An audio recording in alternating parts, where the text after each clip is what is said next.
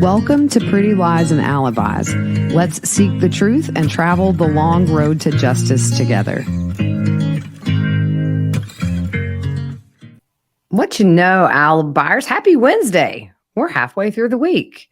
Before you know it, it'll be the weekend. Hope you've had a really good day. First off, just want to thank the new Patreon members. I'm going to do a graphic at the end of the week, thanking everybody. Just a reminder, if you don't subscribe, you're not missing any episodes or bonus content or anything like that. It's mainly just a place where people wanted an ad-free option of both the video and the podcast version of the episodes, and also just a way to support the channel monthly. So yeah, I just always want to remind people that content will always be free. But if you want ad-free, Patreon's your place. All right. So music fact of the day, The Dance by Garth Brooks, one of my all-time favorite songs. Not even kidding you guys. Garth Brooks heard that song for the very first time performed at the Nashville Bluebird Cafe by the actual songwriter of The Dance. And I did not know this, but the song was actually inspired by the Kathleen Turner movie, Peggy Sue Got Married. And in the movie, basically, if you could change one thing in your life, like, would you? So she chooses to, but she finds that everything that came after was so different. And in the end, she realized she didn't want to. So in other words, things that happen, right? They shape us. And sometimes we go through really hard things, but then we learn things in the end, and we're grateful for even the pain, because you had to come through that to get to a point where it's like some kind of an awakening or an enlightening or something you would have never learned before you experienced that. And that's kind of how I always viewed the song, not really as a love song, but that the literal interpretation of The Dance leads you to believe it's a love song, but really it's more about the bigger picture. So when Garth Brooks did the video, he included video of a lot of people who died for causes that were just the most important thing to them, like Dr. Martin Luther King Jr. and Lane Frost, the bull rider, or the Challenger crew. It's just about the bigger picture. And I get that. So I think it gives it a whole new meaning to a lot of people. Although I think songs are always what you feel and what you have always thought they were. They can always be that, because that's just the cool thing about songs. All right, day 21 in the George Wagner trial. So it wasn't about ballistics and firearms today, thank goodness. But it starts off for like the first hour without the jury, and they're essentially putting forth arguments about this ruling by this judge, this appellate judge, who says the media has a right to photograph exhibits. And the state, I honestly, I really didn't listen to their argument very much. I kind of fast forward, and then Parker's up talking, and he's worried about George getting a fair trial because he's worried that the media will go retroactively and take pictures of gruesome photos of bodies and bloody pillows and that kind of thing. He said it'll end up on the internet. They could be altered. He said, I know our jurors don't look at things, but in other words, he's saying if they did.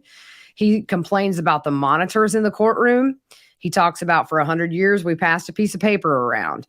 So he said the solution is not to show bloody stuff or the bodies. They had a media lawyer there who was remote, came through the speakers, or somebody was there through the speakers. And then they had another lawyer there talking. But the only thing that really I gathered is that the judge made clear that opting out of audio and video is a right that's in Ohio law, and the court is going to abide by that. So, yeah, so that just kind of went through. I don't think anything's been ruled on, so we'll keep an eye out. First up for the prosecution was Dana Forney from BCI. She is a crime intelligence analyst. And so she supports all the agents with investigations and essentially with the technical assistance of records, background information on witnesses. She'll help locate people that they need to talk to about the case, linking people together in investigations. And a big request, she said, from investigators, obviously in 2022, is cell phone records, social media information, data from apps, and it comes in spreadsheets and needs analyzing. So it's not like it comes in one pretty little package that you just flip through. Like the cell phone pings, I'll show you an image in a bit. It's not what you think. It doesn't say George Wagner was here at this time at this location. It's not how it works. So she has extensive training in cell phone investigations, and she also teaches at the Academy for Police Officers on social media and cell data. Super smart woman. She worked with my favorite witness so far, Julia Eveslage, who her and Parker, have their moments in cross-exam, which again comes later today. Poor thing. She was asked, but the witness now, Dana, she was asked to analyze Billy's cell phone records, and he had Verizon. It was not registered in his name. It was spelled Denisse Carter. So she wasn't sure if it was Denise or Dennis. There is a relative of the Wagners named Dennis Carter. And so this phone had been in contact with Chris Sr. And initially it was super confusing. Who owns this phone? So once Billy was interviewed and they requested the records to see if what he said about who he was calling was correct, they were able to create a map of his locations on the 21st and 22nd of April, 2016, which are the dates we know of the homicides. So on the screen here, if you're on YouTube, and I'll also put a link in the description with the graphics, Billy's locations, all it shows, the blue are the tower locations in the areas. The red little text boxes are the crime scene locations. And then the gray sort of half circle, quarter circle, that's kind of the area that cell phone was pinged in. So as you can see, it doesn't give an exact location, but it gives them a really, really good idea of where he might be. And the gray also shows the side of the tower the phone pinged off of. So they can't tell the exact locations, only the tower that the phone pinged off of. And no text or content of any of that was retrieved from the phones. So on April 21st, blue shows the Peterson Road and the Flying W locations. 8:13 a.m., there's an incoming voice call from Jake. Billy's phone was around Flying W Farms. 8:22, incoming call from Jake, 28 seconds long. George was still at the area of Flying W. 8:30, incoming call from Jake again, 43 seconds. Billy is still near Flying W. Now, just remember, this is the 21st. So this is the day of the first murder, because technically they murdered Chris and Gary before midnight. So you can see lots of calls coming in from his boy Jake. 10:46, George had an outgoing call to Bernie Brown for 2 minutes and 33 seconds. At this point, his phone was at Peterson Road, which is the home Angela, Jake, and George lived in. At 11:51, there was an incoming call for 2 minutes and 5 seconds from Billy to Bobby Wagner, which is Billy's brother. He was still at Peterson Road area when that came in. 11:58, there was an incoming from his brother, Bobby Wagner. And he was just east of Peterson Road when that phone came in. There's an outgoing voicemail to Jake. He was back at the Flying W Farm area.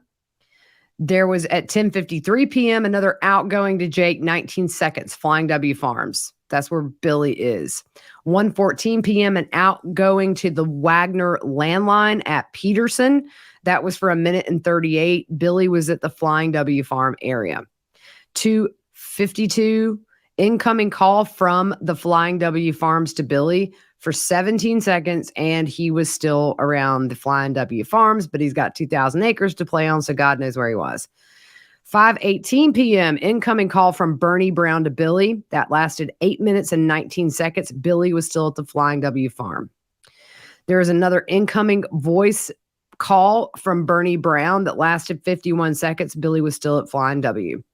8:44 p.m. incoming from George Wagner. Flying W Farm area. Some of these, they did not tell the duration, so I'm not leaving that out. 5:50 p.m., outgoing voice call from Billy to George. Billy was still near Flying W. 5:51, outgoing to Peterson Road landline.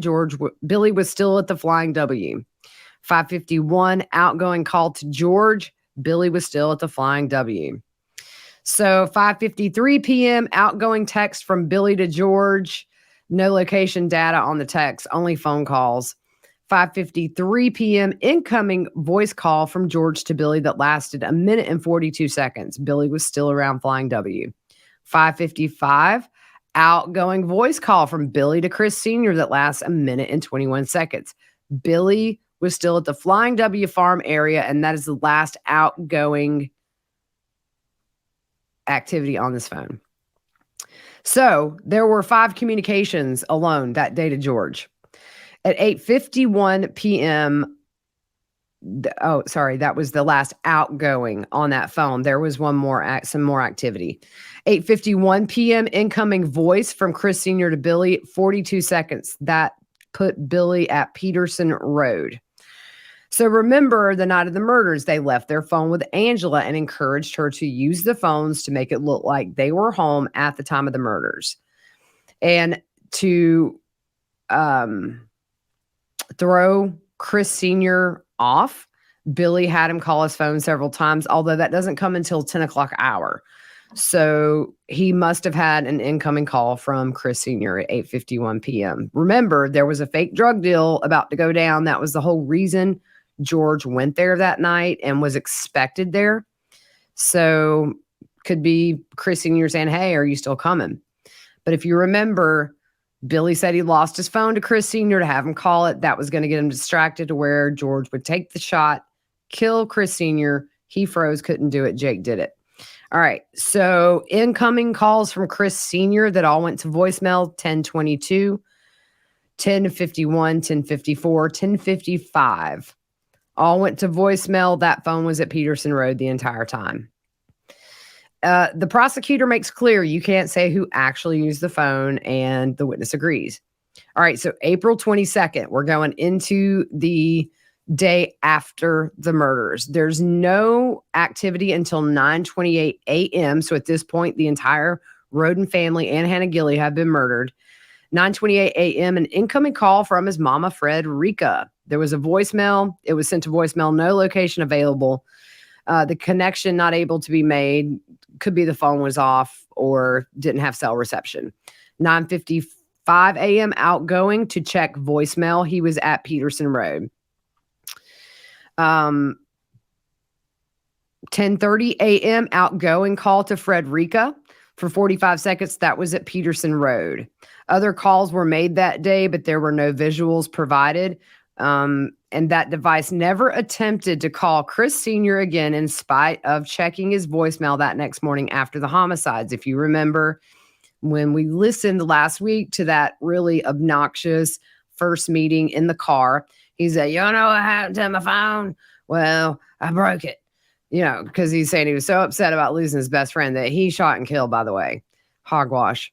Last known outgoing call from this phone was on May 31st, 2016. June 1st, he got a new phone saying he smashed his phone trying to call Chris. She was asked to analyze Benny. Good grief. I'm thinking of Benny and the Jets, y'all, because I just listened to that right before I started. Billy's patterns and habits in the case. They told her who lived at Peterson, which was not Billy. He was at Flying W Farms, and it raised connections with Billy being at Peterson all night, the night of the murder. So they start to say, wow, like the entire month of April, he has spent the night at Mama's house.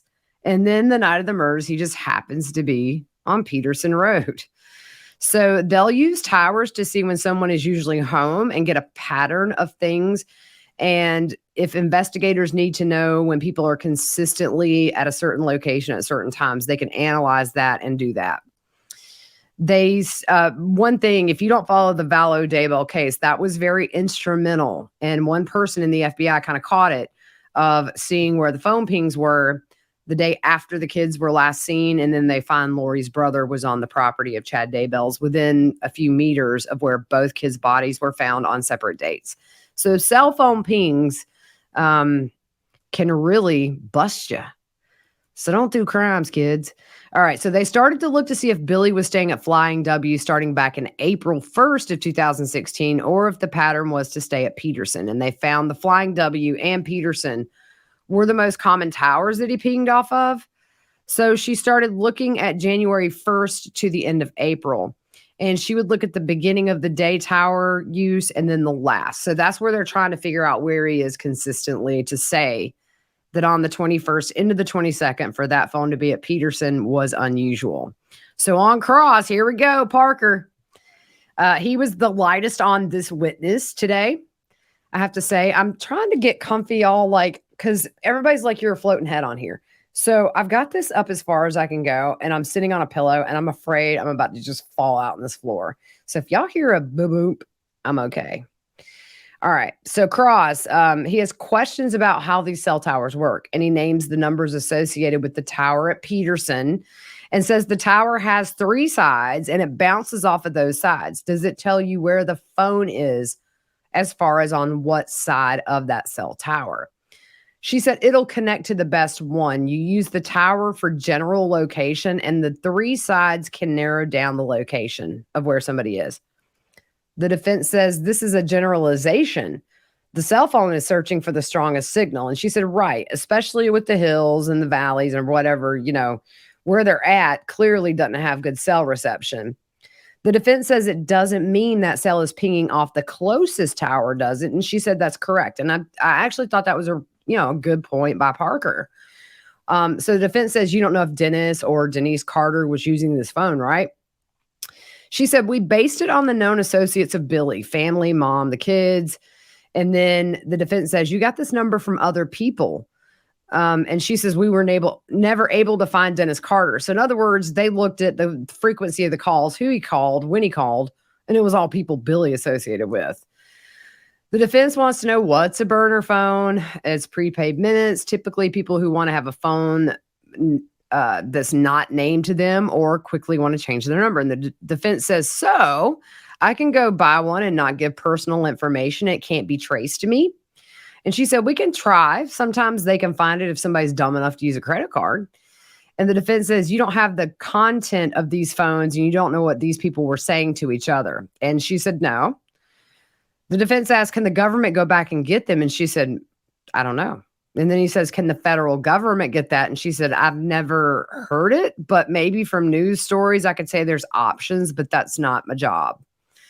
The defense again says it's not an exact location. She says, no, it's a general idea of the tower or the side of the tower the phone uses. So on redirect, the prosecutor says, were the towers consistently compared to where he was at Flying W or Peterson? She said when he was under surveillance, we could get general locations from Verizon, and he was using the same towers as they listed there just minutes ago. So a PIN register, what that is, and we've heard that several times, is a search warrant of getting a copy of like real-time information coming from that phone, such as calls being made, who you're calling, text messages. It doesn't necessarily give you the context of the text, but it will tell you that your phone is texting this number or that number is texting your phone. The FBI came in and drove the tower to get the radio frequency footprint, but that had only related to the crime scenes and not the pings she had testified about. All 4 of the Wagners had changed phone numbers throughout the investigation, and they would have to get new search warrants each time they changed phones for that specific number. Also, through Billy and Jake, they confirmed the number belonged to Billy, and investigators had contacted him on that very phone. So that was it. So the next witness is Julia Eveslage. Poor girl. She's one of my favorites, y'all. She testified that there was a phone of Angela's. It was an LG phone that was recovered the day of the search warrant being executed on that property where the big trailers were. And she went through and looked at the extracted data. So web searches start December 23rd, 2015, and they were real estate searches. So They start from the bottom up, she explained. January 6, 2016, she researched Remax Seaward Alaska homes. January 18. This is what is weird, y'all. Okay, so more homes were searched that were for sale, and then symptoms of sexual penetration in toddlers and trauma responses in children were also searched. This comes in later in some text messages between Angela and Billy. If you remember, that one thing that has been said consistently is that the Wagners kind of made this issue such a big deal, even though there was no evidence the kids ever were violated in any way. But it was sort of their drive, I think, to get these kids. So February 21st, there were homes for sale in Seaward, Alaska. Now, here comes March 13th. And so you see, I didn't put that one up. So sorry. March 13, she searches for Hannah Mae Roden photos. That was a Facebook search at 4:33 and 4:34 p.m. 4:38 p.m., she does Find Friends, Hannah Mae Roden. 4:39, a Hannah Mae Roden search that looks like it actually went to one of Chris Roden's profiles. March 27th, she Googles from 4:27 to 4:30, Alaska Google, rape culture in Alaskan wilderness. She searches for that twice. 30 years of the Cohens, Barton Fink. She searches for Alaska real estate, Alaska jobs on Craigslist, and Alaska team drivers wanted. Alaska team drivers wanted. Let's try that again. April 27th, 2016. This is 5 days after the murders. From 12:46 to 12:59, she searches on Facebook, Roden Family Massacre. She reads comments about that. She searches for Roden family shootings and reads 2 articles from the Inquirer, which I believe is a local publication there. Pike County Massacre. Who are the victims? Google search. DeWine, we don't know what's relevant. So we have some text between Billy and Angela, and I think that they reveal a good bit of information, to be honest, just about general things. This one was on December 23rd, 2015. So this is before the murders. Angela says, is your back hurting? Billy says, everything is so effed up and I'm a cripple near useless. Angela says, I still love you, but I would like to spend some time with you. Not all of our problems. Billy says, that's not going to happen and it's only going to get worse. Stuff just started. Now I'm just supplementing non-curse words with curse words. But Angela says, what are you talking about? I'm trying to understand. Billy says, I'm preparing my head for a disaster. Angela said, for what? Your dad or Jake? Billy said, just everything has turned to crap. All. Angela says, yes, I agree with you. Can I help you in any way? Billy says, bullet to the head would fix me right up. Billy says, look, I hate this, but nothing we can do about it now. Vine needs you. I can take care of myself. Angela says, I know, but he is kind of worth it. We could get a hotel room sometime after Christmas. I can bring him. It would be fun, maybe. And you can take care of yourself, not on everything. Yeah, I'm reading this verbatim. I'm not drunk. Billy says, well, except for the cuss words. I'm not reading those. Billy says, I can't do another 20 fighting with George and Jake. I can't. Angela said, I understand, but they are not going to live with me forever. Billy says, oh, yes, they will. They are embedded forever. Billy knew what was up in that regard. Angela said, no, they will not go far away, but they want their own house. I want them to get their own house. Billy said, and he is worth it. He is worth anything. So December 24th, 2015, text again. All these are between Billy and Angela. Angela said, all hell is happening here with Hannah and Sophie. She's trying to keep Jake from getting her tomorrow. Billy says, did you get her yet? These jump to December 31st, 2015. Billy says, run away with me. Okay, I'm just going to keep going. Angela said, I promise if it weren't for Bovine and Sophie, I would be gone. Angela, how about you leave Bovine and Sophie with their daddies who seem to be, at the time could have taken care of them. Billy says, anytime you want. You don't know what I do for a living, don't you? You do know what I do for a living, don't you?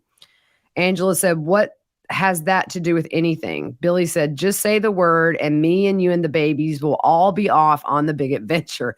Look, I'm going to tell you, read the tea leaves. Billy don't like his boys at all. That you could tell, like he didn't like his sons. I think it's interesting.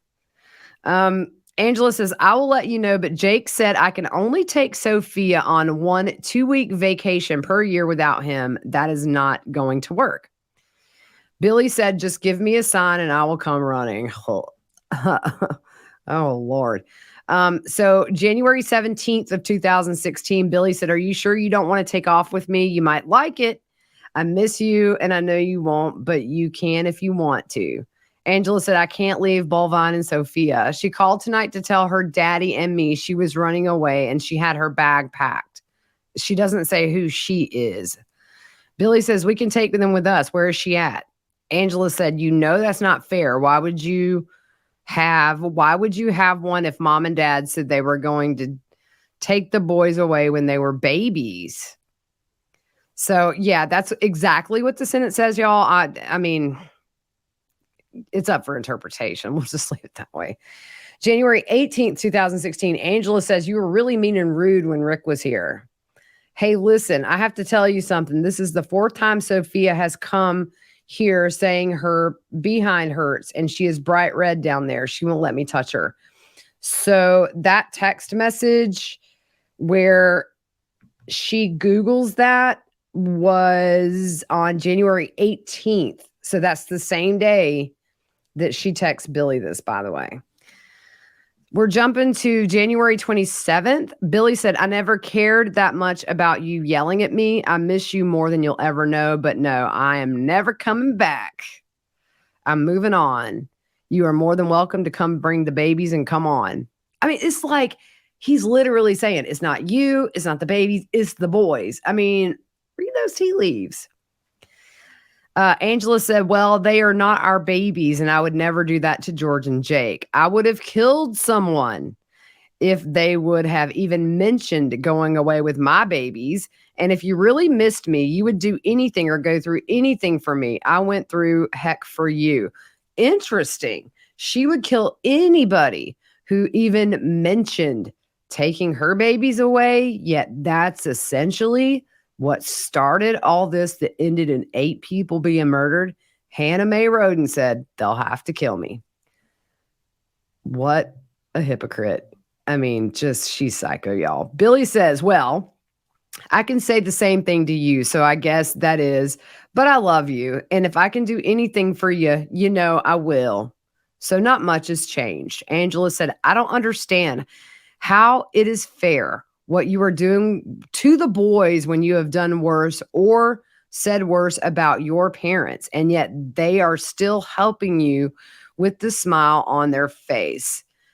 Billy said, big difference. Those MFers don't give a crap if I live or die unless they need something. So forget them. I'm ticked off now. I'm going to bed. Angela said, so be mad at your mom and dad and Robin. They don't care about you, never have. You don't know who really cares, and that has been your problem. I love you, but it's time for you to stop being a butt. Billy said, look, if you want to talk to me, change the subject. Night, love you. Angel said, okay, I'll let you win tonight, but something has to change between us. I'm really trying to be better, but you act as if it has to be all your way. Not fair, Billy, and there's no competition. Everybody loses. January 29th of 16, Billy says, I'm getting used to being by myself again. Angela said, I can't help you with that, but I want to be with you. But Bovine and Sophia need help. If you won't give me help with the babies, I can't just stay away. I've never seen you like this before. Billy said, you take care of the babies. They need you, and they are the only thing that matters. I'll take care of myself. I'm good at it. January 30th, 2016, Billy says, I can still set you free. Angela says, sweetie, don't keep doing this to me. You're making me feel bad. I should have never have to choose between kids and grandkids and my husband. I've never asked you to choose something like that. And Billy said, bet you can't tell me what I would choose. Angela says, yes, but you don't have a little boy hold you at night and say, Mommy, I love you. So I'm hoping and I'm appalled at the same time that she's likely talking about Vine, Billy's son, because I hope Billy ain't cuddling Mommy at night saying, I love you. But of course, she did scratch his back every night and made his wife leave. So not out of the question. Billy said, I know where I'm at. You're gone forever. I'll survive. Besides, Vine is best. He can have you. February 2nd, 2016, Billy says, the only thing you worry about is the boys and the farm, and that's fine, but I'm not interested. You can do what you want. I don't care, but you should not try to sink me every time I want to try something. Not like asking you to go. Tried to get you all to do that years ago. All I got was a good F you, daddy, going to bed, sleep, talk to you later. Angela said, I'm not trying to sink you. I told you before I did not realize something major wrong. I admitted that. How am I sinking you this time? Yes, I worry about family. You and I are important, but the whole group of us is important. I'm not trying to stop you from anything. I thought we were just trying to talk to each other. And Billy said, it's a fine mess. Angela said, well, maybe it's worth you helping me out. Billy says, driving, gotta go. I love you. I don't think it's flexible this time. So there is the last bit of conversation between Billy and Angela. And it doesn't at the top here say the date, but I can tell you that the second set is the February 5th of 16. But this one, this not dated starts. Yeah, it's the little it's the little bastards. As for you, they are your monsters. You keep them. He's calling the boys that, y'all, that and monsters. You keep them. Angela says, I'll keep them. But if you only knew how much they act and think like you won them. I should have had girls. So are you getting us a place? Billy said, no, I'm getting me and my dog a camper. Boom. You stay with them and take care of Vine because he needs you more than I do. And Angela said, I thought you were going to build me a table house. Billy said, well, you're not going anywhere. Angela said, I was really looking forward to doing something big with you, Bovine and Sophia. What I've enjoyed. We made plans and you decided not to without asking. Billy said, would you go? How do you plan to pull that off? Angela said, I will just have the babies with me most of the time till they're old enough and don't want me around. So here's the thing too. Angela's willing to take the grandkids. She's willing to leave her boys behind. So today I was thinking about this, and I'm not excusing Jake or George by no means, but I think that Jake was so much of a mama's boy. She knew if she told Jake to kill that whole family and the other boys got in on it, she could have Sophia. I don't think she cared about her own sons. Really, you see it here. Like, I'll leave them. I'll bring the babies with me, not their dads. Not like you should really, work it out with the boys. All right. So on February the 5th, Billy says, I'm mad about it. You were supposed to go with me. So don't talk to me about not caring at all. The three of you Fs don't give a crap if I live or die, just how much you can bleed. And I really miss you. And I know I'm not getting to see you much anymore. And it stinks, but I'm tough and I can take it. Angela says, just get the motor home and park nearby. So you can see me. If you care about me, you will. Billy says, I don't want to stay around there. Nothing but bad memories. If you cared, you would not ask me to. Angela says, okay, fine. I understand, but we are all going. Billy said, you and the babies can. You don't know we were together more than we were apart. Angela said, I know. Nope. I mean, all of us. You don't leave somebody behind, especially family. She'd have been watching Lilo and Stitch. Angela said, okay, I don't know what I'm going to watch tonight. I'm hoping he goes to sleep soon. Sophia is being wild as usual. Billy says, get Jake to watch her. Angela said, we are all watching her. Billy says, I just worry about you not getting enough rest as always. And I'm the bad guy, but it's okay after 25 years. I'm used to it. Angela said, how are you the bad guy? I did not say Jake is making me watch her. She is always like this when she gets here. That is fine. You were worried about me. I like that, but you could never understand. They don't make me do anything I don't want to do. Billy said, oh, I don't worry. I understand just fine. Interesting. It's interesting. I mean, is it kind of that whole male thing where like the sons and the husband are the boss of the house? Because that ain't gonna fly in my house, y'all. Then lost my spot. Okay. Billy says, oh, don't worry. I understand just fine. Angel said, no, you don't. That is easy to see. George and Jake are not our problems. They did not cause them. Our problems are all about us. So on February 24th, the last text between them that they showed today, Billy said, I got a plan if you just take 1 minute and listen. Angela said, okay, tell me. Billy said, when I see you, but this is the last time I'm going to try. If the three of you don't take time to listen to me, then oh well. Angela says, okay. The above is between Jake and Angela on February the 29th. And it says, it starts at 11:50 p.m. And this is to Jake from Angela. Angela says, sorry about that. Bolvine was having an anxiety attack over Sophie. He even puked this time. He is better now. Did she, it's blurry, to keep Sophie from you or anything? Or did she threaten to keep Sophie from you or anything? Jake responds, not exactly. Why? And Angela said, I figured she might. Jake said, she backed off like always.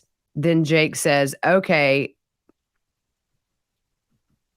He says, okay, I bet they put their back in. I think he meant them, the earrings, they were going to take them out. And he says, I bet they put them back in. So clearly he had dropped off Sophia with Hannah Mae. So Jacob to Angela, just kind of a heads up. This is kind of sort of, it's hard to follow, but ultimately investigators believe what they're talking about here are items used to build suppressors. There was an objection. And she explains that the witness explains you can go online to find out what you need to build them. And she looked at the purchase history of the Wagners and saw them purchasing the items. And she looked at their Amazon, their eBay, their PayPal, auto parts store. Okay, when he says okay in this text, it's an auto parts store. So it says from Jake to Angela at 12:32 p.m. Okay, also at okay, I done paid for it all, but I do not need 3/4 inch stuff now. So see if you can return it. Sorry, it's a little blurry, hard to read. This is on February 2nd or March 2nd of 2016, just a month and a half before the murders, almost 2 months. I will take care of it. That's from Angela to Jake. I will take care of it. From Jake, okay, it's a die and 2 fittings that I do not need. Pick up the other die and we'll still need die and tilt. Still need them. A die and tilt. And then Angela says, okay, will do. Did you pay cash or put them on your card? Jake said cash. Angela says, okay. Then the last, let's see, March 3rd, Angela and Jake. From Jake, March the 2nd. This is continued. P.S. Look in the cabinet at the bottom of stairs. Not finished yet. Need one more. Angela says, are there pink bunnies there? Jake says, one is. And then Angela says, what about sprinkles? And Jake says, ain't got them yet. They are coming in mail and at OK next Friday, which is that auto parts store. So we jump one day to March the 3rd. And Jake says, is her earrings in? And Angela responds at 1:57 p.m. No, they weren't when I got home. They were hurting and she was crying. So I put antibiotic meds on them. And Jake says, okay, they're obsessed about these earrings. So there's a text between Jake and George. And you really can't read them, but I'm putting them up on the screen the way they were displayed to the court today. And they just make a little graphic to make it, kind of stand out a little more. This was on August the 3rd of 2016. This is after the murders, 4 months after the murders, 3.5 months. George said, when I found out who did it, you were going with me. Someone busted up in Papaw's house and robbed him last night. Jake said, robbed him of what? Was he there? George says, yes, he was there when they robbed him. George says, yes, he was there when they robbed him. Jake said, what did they take and was it at gunpoint? George said, stuff. I'll ask Mom, but I think so. Jake said, crackheads. He's lucky they didn't shoot him.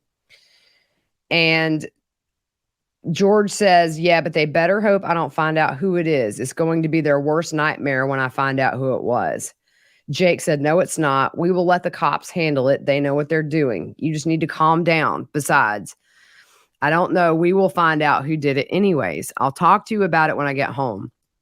Also, don't forget my new title, Break Fitting and Torches Filled, and see if, and he uses a derogatory R word, is going to help you today.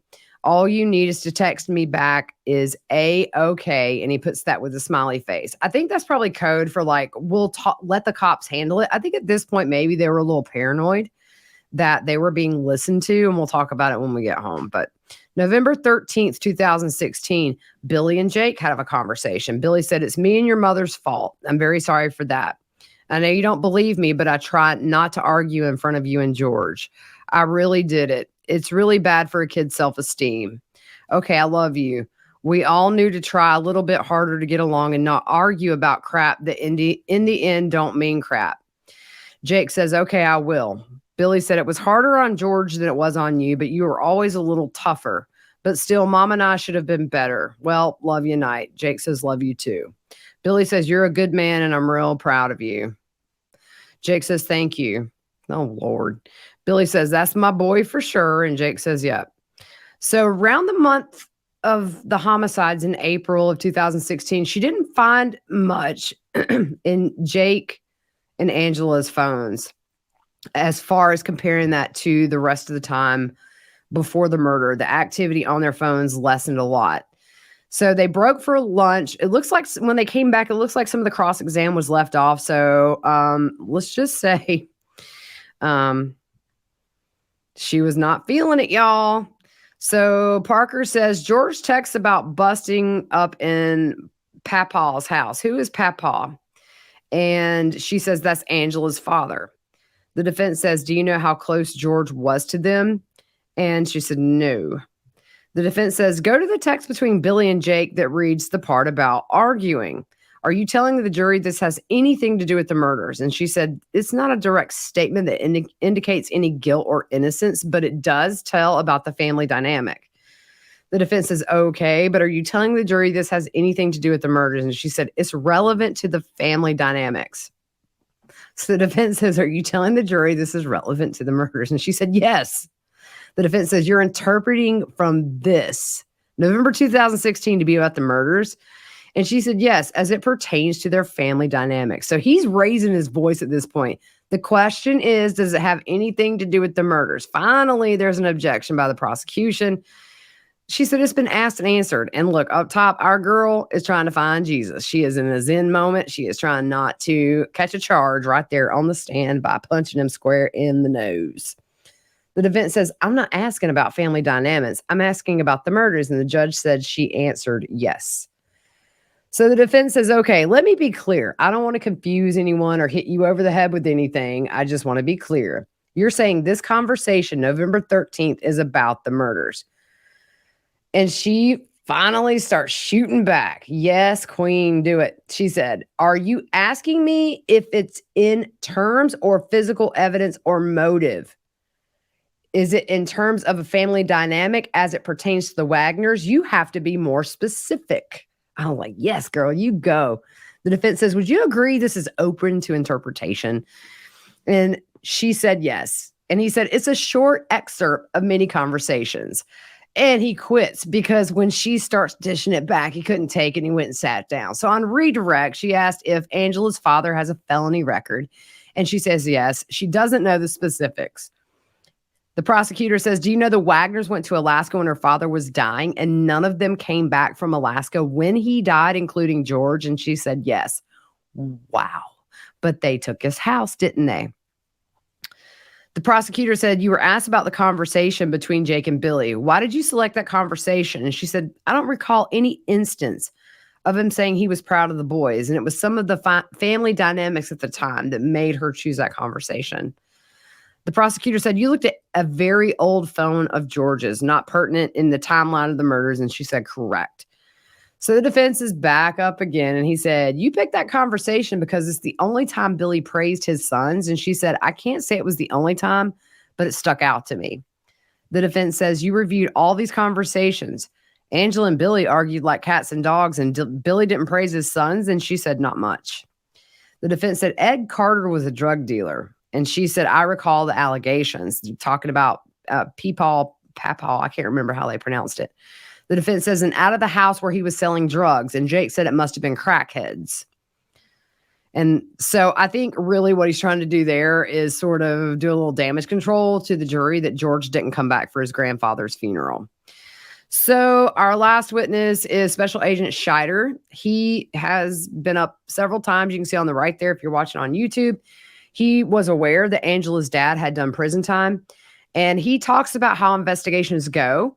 And this one kind of went in a weird way. He said at this point in the investigation, when the big search warrants hit, they knew that some of the shell casings from Peterson Road, where George lives, was fired at Frankie and Dana's and also killed 5 people.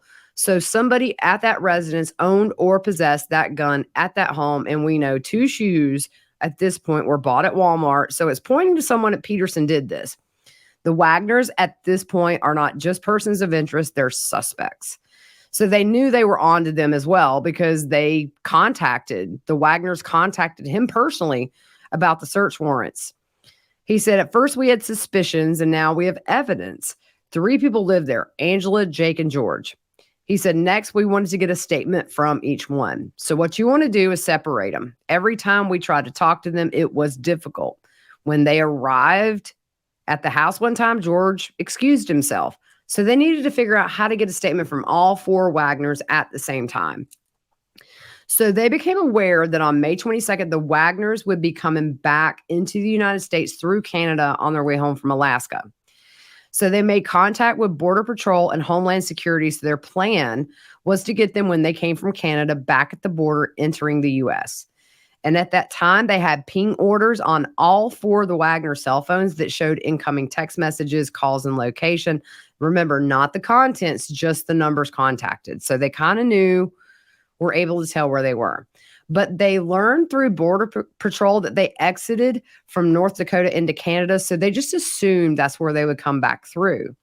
They called their sister agency in North Dakota and explained their plans to intercept all 4 Wagners at the border, separate them, and interview them. So they wanted to also get an intercept warrant for the car they were driving. And they told North Dakota and asked for help in their state. And it also had to be cleared in Ohio. So that's where you are tapping the car. You're wiring the car. The warrant is good for the county the crime is committed in or in where you're going to install the device. So he said it's a tremendous process. You need probable cause. There's a ton of objections from Parker. Scheider is getting super frustrated. His eyes tell a whole story, y'all. You have to tell the judge why you want to intercept the conversation. You have to explain what you intend to gain from your interception, and it has to be reviewed by attorneys. They first got the interception warrant in Ohio for each of their phones. They also got a warrant to install a listening device in their car. They left in one car, which was a Suburban. So investigators left Ohio May 20th of 2017 to go to North Dakota. They had interview folders, which were resources that the investigators interviewing them could use, such as shell casings from Peterson matching up with crime scene shell casings, the Walmart receipt, the forged custody documents, text, Facebook Messenger, all that kind of stuff. So BCI, get this, had never installed a listening device like that. So there was a lot of online research done. And they have tech ops at BCI, and they do a lot with surveillance cameras and hidden recording devices. So they helped the agents and sort of decide what device would work best. They did mock-ups and everything to learn how to install it. But once they got to North Dakota, they were alerted by Border Patrol that they were in the wrong state. The Wagners had to declare their port of entry before they came into the U.S., and they decided to come through Sweetgrass, Montana. So what did Agent Scheider and his crew do? They got the Air Force or the National Guard, he wasn't sure which one, to fly them to Montana. And the timeline was shortened, and they were in a state they didn't make preparations in. He said they were scrambled and panicked. It was the weekend.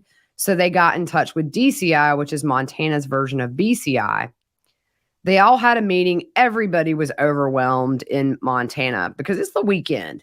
Now they got this emergency case. So they sent some agents to their Border Patrol post to make arrangements to figure out what rooms could be used. Scheider went to the Attorney General's office with DCI to get all the warrants they needed. And Montana has very poor cell reception where they may not be able to hear conversations once the Wagners are back in their car and leaving. So their idea was to also use a body wire in the vehicle to listen in. They spent most of that night writing the warrants. Around 5 a.m. Montana time, they were told the Wagners were making better time than expected. So they rushed to the port of entry in Sweetgrass. Each family member had 2 agents interviewing them. Certain crimes in Ohio law requires you record the conversation, either audio or audio and video. Each person was advised of their Miranda rights, and they arrived in a white SUV, and the 4 Wagners and the 2 minors were all together. They were separated and placed in interview rooms, and they were ultimately released after the interviews. The order they were released was Billy, Angela, then George, and then his son came with him. Jake and his daughter were last. There was time in between those releases, but the one thing they did ask, the kids were taken into a room where they were essentially babysat by Border Patrol agents with like snacks and movies while those interviews were taking place. So during the interview, Border Patrol seized some things during the installation of the wires in the car. They seized a laptop and an iPad. So BCI got a search warrant to recover those items at a later date, as well as a separate search warrant to search the devices. So right in the middle of everything, she goes back to the burn pit at Peterson where they found the burnt DVR. Why are we backtracking? I don't know. But BCI they went and bought the same item to use as comparison. It has 4 cameras and a DVR. And he also said that the bulk of the items that they recovered from Flying W was found in Robin's room.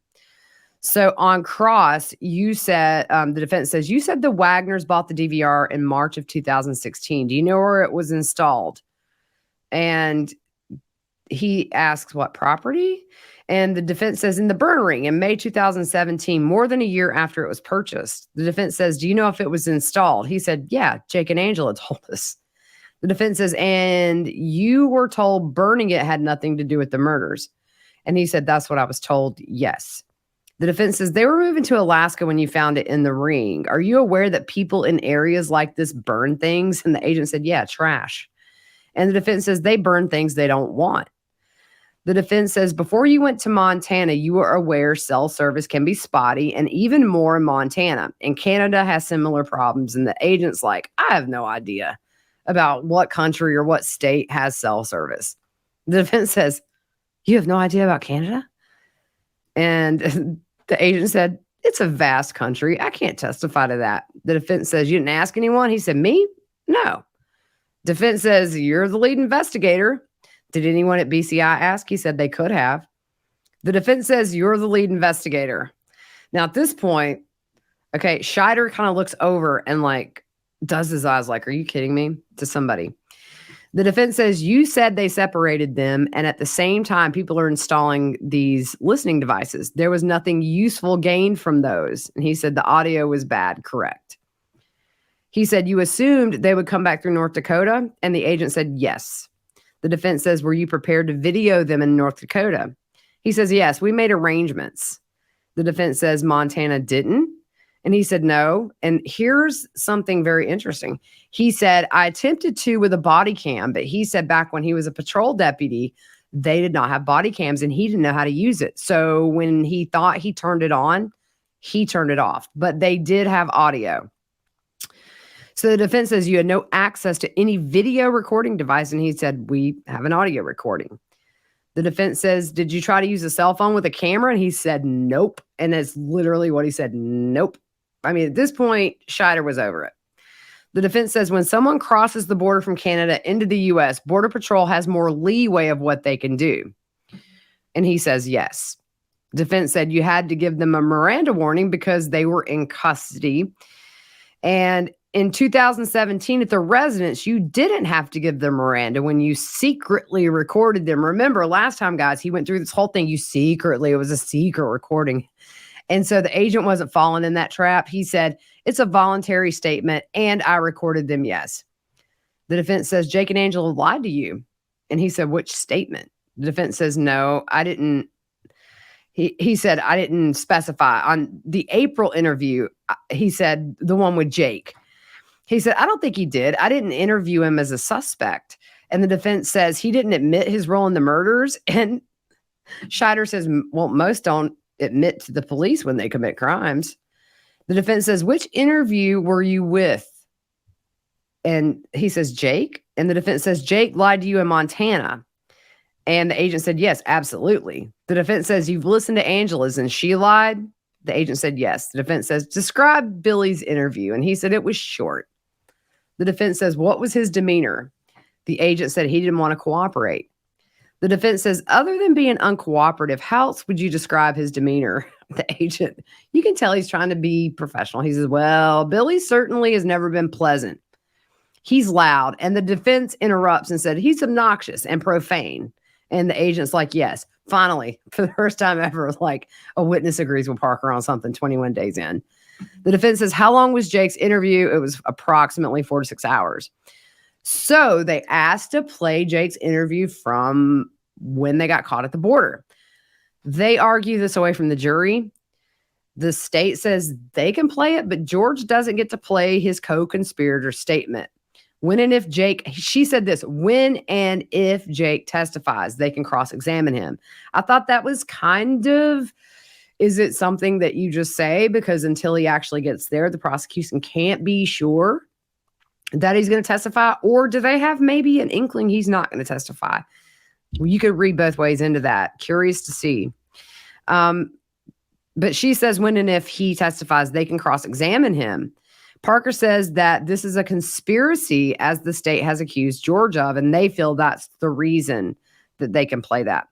So ultimately, they're going to discuss this more in the morning before the jury comes in. That was the end of the day. It was, I thought we were going to get to listen to the tapes, but then we jumped back to the fire pit. And then, so I don't know. I'm sure she just had a note there that she needed to clarify something from when he was on the stand previously. But anyway, so 8:45 in the morning, I believe they have to be there early to argue this part and decide. I really couldn't tell which way the judge was leaning, but I kind of hope it comes in because I want to hear it. But it would take 4 to 6 hours because they want to play it in its entirety. So that would pretty much be the whole day tomorrow. Hope the audio is good if that's the case. All right, guys, we'll see you tomorrow. Have a good one.